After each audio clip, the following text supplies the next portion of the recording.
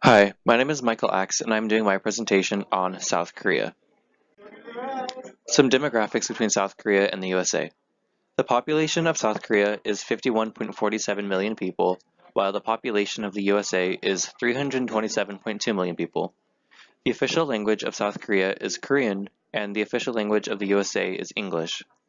The major ethnic groups in South Korea are the majority Korean with some Chinese, and the major ethnic groups in the USA are African American, European, Mexican, and Native Americans. The main religions in South Korea are Christianity, Buddhism, and then those that affiliate with none, while the major religions in the USA are Christianity and Catholicism. The government type of South Korea is a democratic republic, and the government type of the USA is a republic. The currency in South Korea is the Korean won, and the currency in the USA is the American dollar. Some facts about South Korea. It was established as an individual nation in 1948 after World War II and after it split with North Korea. The capital city is Seoul, or Seoul Special City, as the official name. It is the 11th largest economy in the world currently, and South Korea has its own special age system. Whenever somebody is born, they are at age 1, and every new year they add on another age, and this is with the Lunar New Year. So somebody could be born on one day, and within a few weeks they could be 2 years old. South Korea is a peninsula country, and it extends into the Pacific Ocean. South Koreans have a very strong sense of national identity and pride with their country, as they have had a very long history of oppression and war with other countries like China, USA, and Japan. The cultural comparison using the Trompenaars model.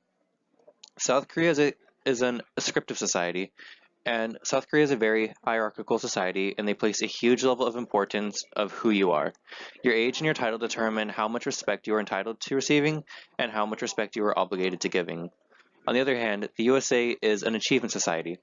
In an achievement-based society, it is more important on what you have done, not who you are. It is not as important as how old you are, it is more important on who is more accomplished. In the workplace, superiors and their employees will speak to each other informally, unlike ascriptive societies. One's worth can be determined more on what they have done and not who they are. South Korea is South Korea and the US are both universalist societies, and universalist societies place a high importance on rules and making sure that the members of the society are following these rules. The law comes before reason in these countries. South Korea is a diffuse society, which means that personal life and professional life tend to see an overlap. It is normal for business meetings to happen after work hours at restaurants or bars, where heavy drinking is almost mandatory in Korea. There's also a large presence of giving out jobs to family or to those that you're familiar with, sometimes without conducting a proper interview or advertising an open position. The US is a specific society. In the US, work and personal life are supposed to stay separate. There is a common saying in the US that you leave your problems at the door when coming into work, as nothing from outside of your work should be affecting your productivity. It is less important to have good relationships in the office as it is to have a productive environment. South Korea is a collectivist society where the we comes before the good of the me. South Korean culture places a huge importance of being a contributing member of society, and all decisions that are made should be taken into consideration of how it will affect everyone else. Straying from the norm or putting oneself first is looked down upon. On the other hand, the US is a very individualist society. In an individualist society, it is normal for people to put themselves and their needs above the needs of the community. The US has a very strong everyone for themselves and winner takes all mentality. South Korea is an external society where in an external society, people believe that nature and their environment control them and that they must work with their environment to achieve their goals. At work or in relations, they focus their actions on others and they avoid conflict whenever possible. The US is an internal society, which means that people believe that they can control nature or their environment to achieve their own goals. This includes how they work with teams and within organizations. South Korea is a neutral society, and in neutral countries like South Korea, people try harder to make sure that they contain their emotions and stay composed. It is seen that being too emotional could affect those around them, and this is something that should be avoided at all costs. The US is an emotional society, where people are very expressive of how they feel and what their emotions are. It is seen as weird if people do not express themselves, and bottling up is considered an unhealthy in these societies. Both of these societies are sequential societies, which means they place an importance on deadlines. In these societies, people do not like to waste their time. There is a popular saying of time is money, and in these societies, people strive to be as productive as they can.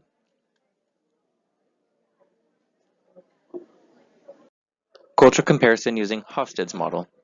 South Korea had a 60 on the power distance, which means it is a hierarchical society. The language has different forms for those that are of different positions from you and also different ages. South Korea places a huge importance on who is the eldest and what position you are. It doesn't matter how accomplished you are or how wealthy you are. It all depends on how old you are and what your title is. While the US placed a 40 on the power distance scale, which means it is more equality focused. It is less of how old you are or what your position is. It is more of how much you have accomplished and how much power you have over somebody. In the US, there is more of an equality culture where all people speak to each other the same, depending on how much they have accomplished.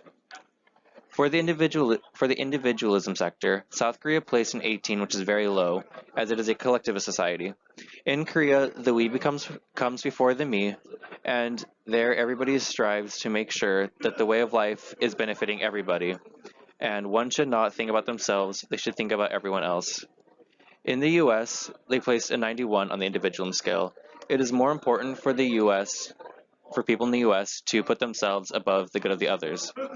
South Korea placed a 39 on the masculinity scale, meaning that it is a feminine society. Feminine societies focus on achieving a higher quality of life, and it is less important to be the winner as it is for everyone to be equal and succeed together. In a more masculine like society like the USA, where they place a 62, it is a winner takes all mentality. And upgrading one's status and place in the world is more important than bettering it for everybody else. South Korea got an 85 on the uncertainty avoidance scale, which means that these societies are quite conservative and place importance on the unspoken cultural rules. These countries are often less open to societal changes, where countries like the USA that have a lower uncertainty avoidance, like 46, these countries are more open to innovation and inclusiveness. Titles are also less important in these societies.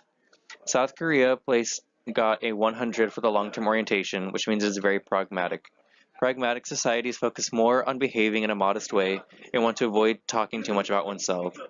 Virtues and obligations are highly important, and going against the norm is frowned upon.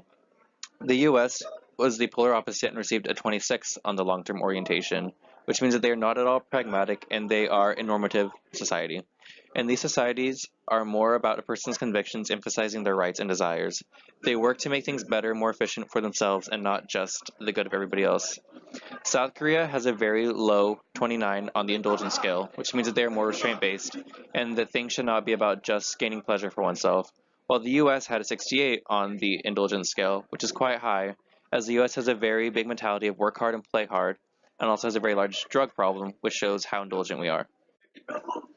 Some things for me to expect in South Korea. South Korean culture places a huge importance on respect and age relations. The older someone is, the more respect you are obligated to show them. One of the cleanest countries in the world, there are no trash cans on the streets in South Korea, yet you'll see almost no litter as everybody knows that as a society they must come together to not tarnish their beautiful country. The success of the whole is more important than that of the individual. You should think about how every action will affect those around you. It will be difficult shifting from a highly progressive culture in Southern California into a more conservative society like South Korea, where they are still behind with some things. There is a formal and informal way to speak to people. Anyone older than you or in a position superior to you can only be spoken to formally, and anyone younger than you or inferior to you or on a friendly level can be spoken to informally.